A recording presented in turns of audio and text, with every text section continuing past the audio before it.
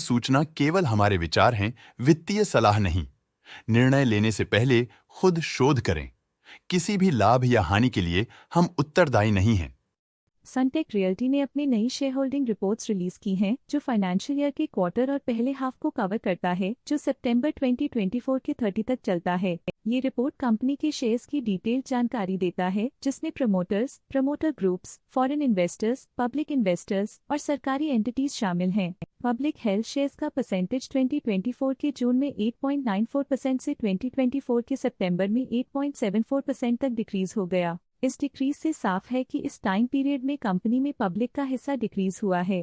Domestic institutional investor के share holding में थोड़ा डिक्रीज आया 2024 के जून से 2024 के सितंबर में, जो दिखाता है कि डोमेस्टिक इंस्टीट्यूशंस ने अपने स्टेक को -0.68 से डिक्रीज किया है। FII फॉरेन इंस्टीट्यूशनल इन्वेस्टर्स ने अपना शेयर होल्डिंग जून 2024 में 18.53% से सितंबर 2024 में 19.41% तक इंक्रीज किया। ये बताता है कि फॉरेन इंस्टीट्यूशंस ने कंपनी में अपना इंटरेस्ट 0.88% तक इंक्रीज किया है। चलिए इन्वेस्टर्स के स्टैटिस्टिक्स पे नजर डालते हैं, जो शेयर होल्डिंग पैटर्न में फ्लक्चुएशंस का कारण बन सकते हैं। अनुपमा कमल खेतान इस क्वार्टर में स्टेक होल्डिंग में डाउनटर्न देखा। पिछले क्वार्टर के मुकाबले स्टेक होल्डिंग में -1.54% तक डिक्रीज हुआ है। परिपूर्णा ट्रस्ट थ्रू इट्स ट्रस्टीज कमल खेतान और मनीषा खेतान ने इस क्वार्टर में स्टेक होल्डिंग में कमाल का सुधार दिखाया है, जिसमें 1.54% तक एक इम्पॉर्टेंट इंक्रीज देखा गया है। म्यूचुअल फंड स्लैश ने अपने हिस्से को पिछले क्वार्टर में 3.91% से डिक्रीज करके 3.42% पे ले आए हैं।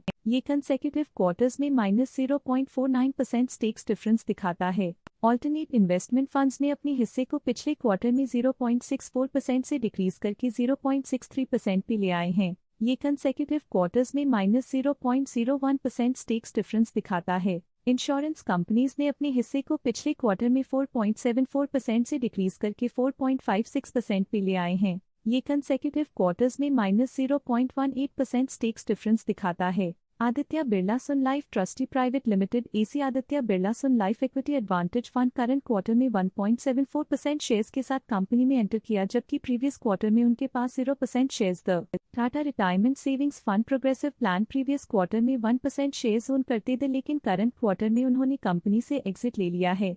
Aditya Birla Sun Life trustee private limited AC Aditya Birla Sun Life small cap fund previous quarter में 1% शेयर्स ओन करते थे, लेकिन करंट क्वार्टर में उन्होंने कंपनी से एग्जिट ले लिया है। Stake holding foreign portfolio investors category I के लिए पिछले क्वार्टर के मुकाबले में -0.27% से डिक्रीज हो गई। Stake holding Kuwait investment authority fund 223 के लिए पिछले क्वार्टर के मुकाबले में -0.17% से डिक्रीज हो गई। इस पिछले क्वार्टर में तसा global markets private limited OD की स्टेक होल्डिंग में एक नोटवर्दी इंक्रीज देखा गया। उनके स्टेक होल्डिंग में 0.19% का सिग्निफिकेंट इंक्रीज देखा गया। इस पिछले क्वार्टर में फॉरेन पोर्टफोलियो इन्वेस्टर्स कैटेगरी 2 की स्टेक होल्डिंग में एक नोटवर्दी इंक्रीज देखा गया। उनकी स्टेक होल्डिंग में 1.16% का सिग्निफिकेंट इंक्रीज देखा गया। इस पिछले क्वार्टर में डिसाइड डिस्कवरी मास्टर फंड की स्टेक होल्डिंग में एक नोटवर्दी इंक्रीज देखा गया। उनकी स्टेक होल्डिंग में 1.21% का सिग्निफिकेंट इंक्रीज देखा गया। ये था कंपनी का करंट शेयर होल्डिंग पैटर्न। देखने के लिए धन्यवाद। स्टॉक लेटेस्ट न्यूज अपडेट के लिए चैनल को सब्सक्राइब करें और वीडियो को लाइक एंड शेयर करें।